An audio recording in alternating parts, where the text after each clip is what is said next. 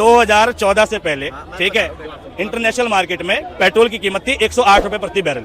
ठीक, उस टाइम पर पेट्रोल की जो कीमत 108 थी, मनमोहन सरकार ने उस इंडिया की बता रहा हूँ, इंडिया की 68 रुपए पेट्रोल प्रति बैरल होने के बाद भी, जिससे इंडिया में पेट्रोल की कीमत 35 रुपए हो जानी चाहिए थी, लेकिन उसके बावजूद मोदी सरकार ने देश में पेट्रोल की कीमत 82 रुपए, 85 रुपए और 98 रुपए तक वसूल। हम भारत के लोग, we the people of India, या भारत का संविधान कहता है हम भाजपा के लोग नहीं, हम भारत के लोग हैं, इंडियन पीपल हैं। अब भाजपा आए ना आए, हम देश में चुनाव उसी व्यक्ति को वोट देते हैं जो देश के लिए काम करता है। ठीक, हमें मोदी से, राहुल गांधी से कोई लेना देना नहीं। मेरी बात, हमें देश में राहुल गांधी नहीं चाहिए, हमें देश में मोदी नहीं चाहिए, हमें देश में कैबिनेट चाहिए, क्योंकि देश एक व्यक्ति नहीं चलाता, देश की पूरी कैबिनेट चलाती है। हमें प्रधानमंत्री बनाना बहन कुमारी मायावती को, ठीक है, देश में एजुकेशन मिनिस्टर बनाना मनीष सिसोदिया को, ठीक है, देश में हमें रक्षा मंत्रालय देना है किसको, अखिलेश यादव को, ठीक है, देश में सड़क परिवहन मंत्री हमें नितिन गडकरी चाहिए। आज अगर हिंदू जागा है और अगर सनातन जागा है तो मोदी जी के वजह से जागा है और योगी जी के वजह से जागा है, और इस पर आप दोहरा नहीं सकते। और अगर लोग उनसे जुड़ रहा है और लोग उनको फिर तिबारा बना रहा है तो आपको परेशानी इस बात से मोदी जी सनातन धर्म जग गया, ये कहना चाहिए। सुनो, आज रोजगार महंगाई, सुनो, आज रोजगार महंगाई जो मुद्दा है हमारे हिंदू समाज के लिए, किसी के लिए कोई मुद्दा नहीं है। महंगाई और रोजगार कोई मुद्दा नहीं है सनातन के लिए।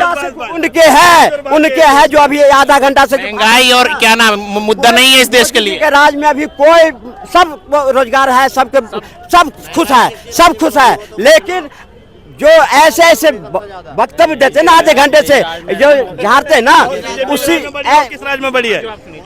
बिल्कुल 330% बढ़ी है।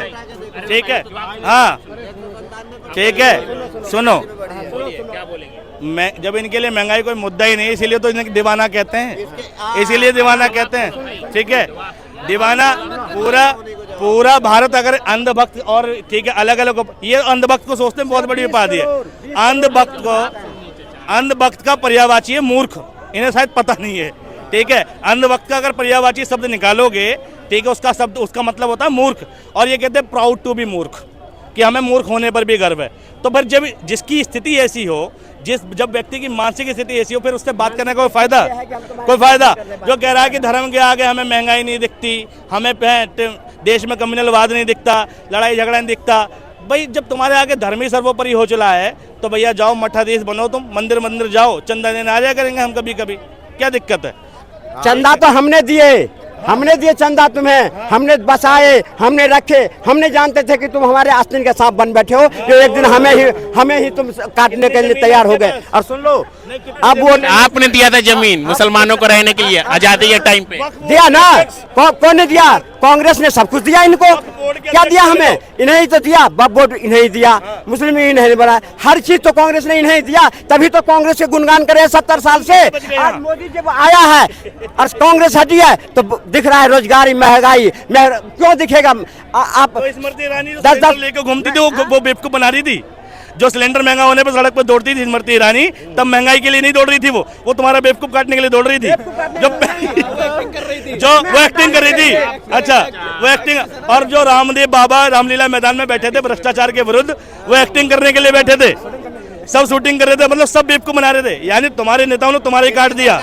ठीक है, मोदी सरकार में कुछ बिल्कुल सुनो कैसे बढ़ी। एक मिनट बिल्कुल, इससे पूछो 2014 से पहले इंटरनेशनल मार्केट में पेट्रोल कितने रुपए प्रति बैरल था? आप बता दो कितने बढ़े, कितने % बढ़े, इतने बता दो। मोदी सरकार में कितने बढ़े? 330%। 300 किस चीज में बढ़ गए? ये क्या हुआ यार? 2014 से पहले, ठीक है, इंटरनेशनल मार्केट में पेट्रोल की कीमत थी 108 रुपए प्रति बैरल। ठीक, उस टाइम पर पेट्रोल की जो कीमत 108 थी, मनमोहन सरकार ने उस, इंडिया की बता रहा हूँ, इंडिया की, इंडियन करेंसी में उस पेट्रोल की कीमत, सुनो, अगर 108 रुपए प्रति बैरल से लगाते तो इंडिया में पेट्रोल की कीमत लगभग 112-13 रुपए बैठती। लेकिन मनमोहन सरकार ने उस पर सब्सिडी दी और देश में 72-78 रुपए तक पेट्रोल मुहैया करवाया सब्सिडी के बाद। यानी इंटरनेशनल मार्केट में महंगा था। जब मोदी जी आए तो मोदी जी के टाइम पे पेट्रोल हो गया 60 रुपए 68 रुपए प्रति बैरल। ठीक, यानी मोदी जी के आते ही इंटरनेशनल मार्केट में पेट्रोल घट गया, जिसपे मोदी जी ने कहा भी था कि मेरे नसीब से अगर पेट्रोल की कीमत घटती है तो इससे बड़े नसीब की बात कोई नहीं।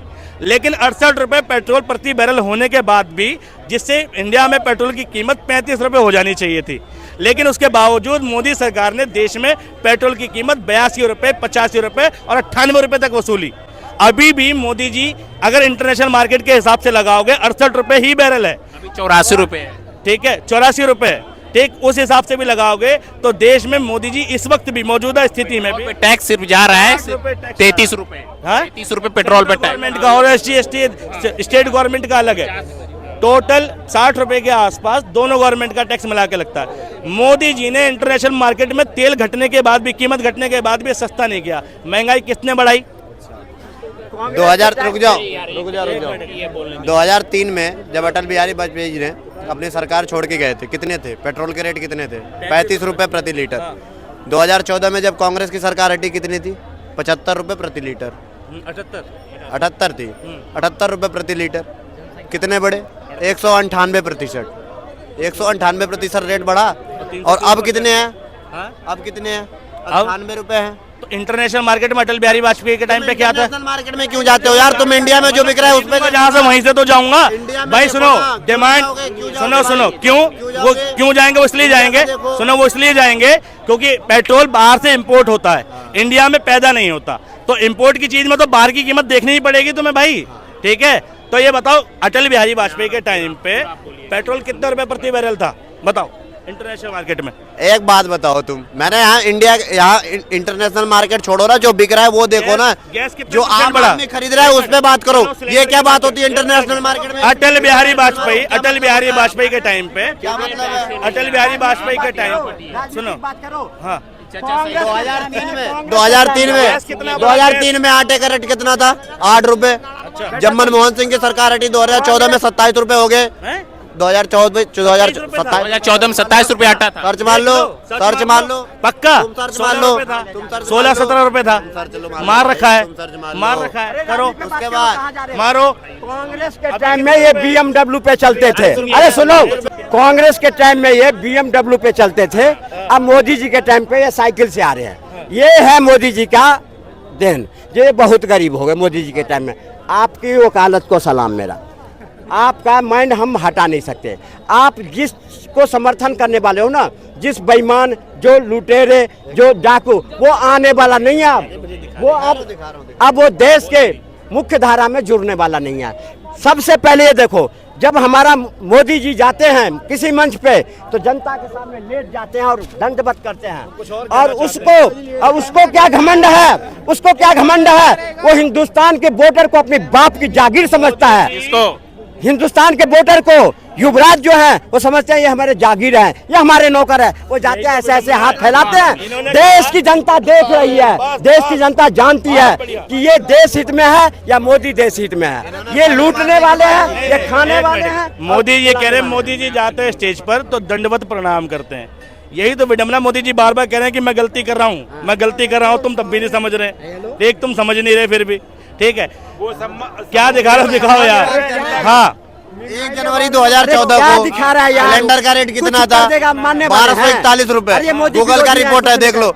और अब 900 रुपए है तो तुम इतना चिल्ला रहे हो। 1241 था। 1241 अरे रुपए। गलत डेटा है, गलत डेटा है, गलत डेटा है, मोदी अब मतलब गलत डेटा है, वो गलत डेटा है, गलत डेटा है। 2014 में मोदी की सरकार थी। हाँ, चलो मैं कह रहा हूँ, गलत डेटा है। जब सुनो डेटा दे रहा है वो गूगल।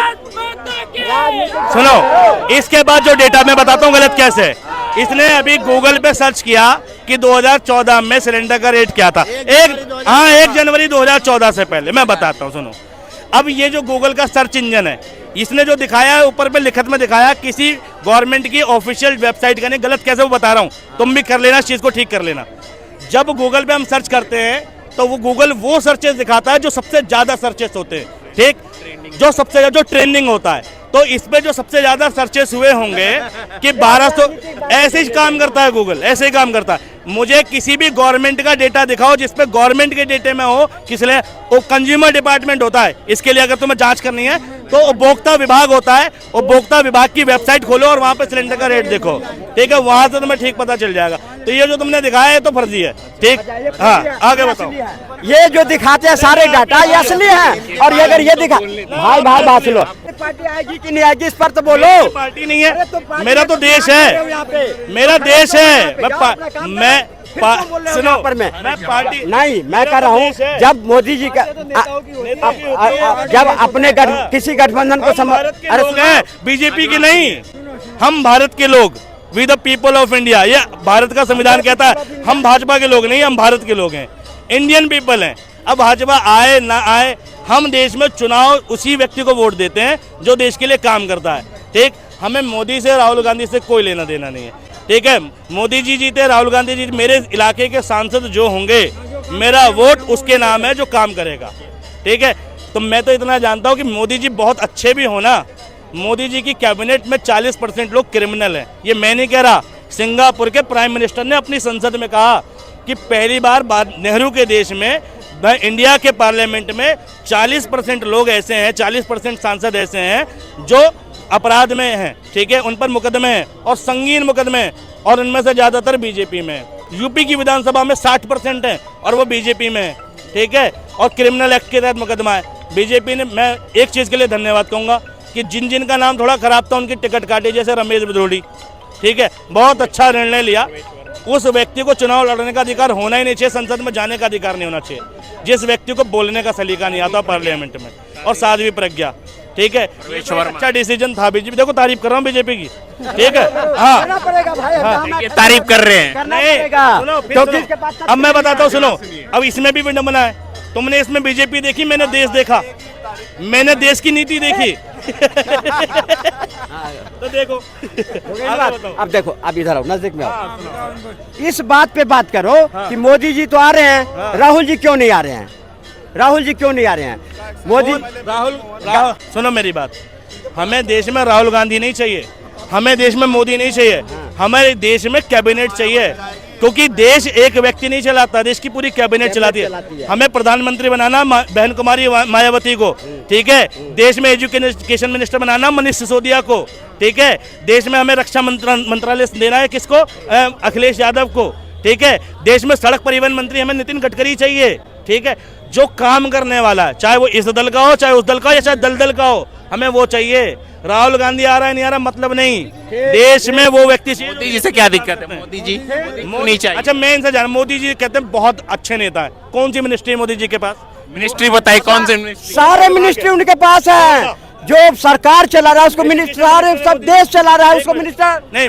मोदी अरे प्रधान देखो, जैसे सुनो, नहीं अंधभक्त मिनिस्ट्री है उनके पास। सुनो, मोदी जी देखो, जैसे भैया मनमोहन सिंह थे, ठीक है, ठीक, उनके पास भी 2-3 मिनिस्ट्रियां थी, ठीक है, फाइनेंस से संबंधित। फाइनेंस मिनिस्टर चिदम्बरम थे, एक सेशन में वो थे, ठीक। तो हर प्रधानमंत्री के पास 1-2 मंत्रालय होते हैं। मैं ये जानना चाहता हूँ मोदी जी पे कौन सा मंत्रालय है? मोदी जी के पास सारा देश है, सारे देश की जनता है, सारे लोग हैं, सब मोदी का फैन मोदी जैसा ही है, बात तो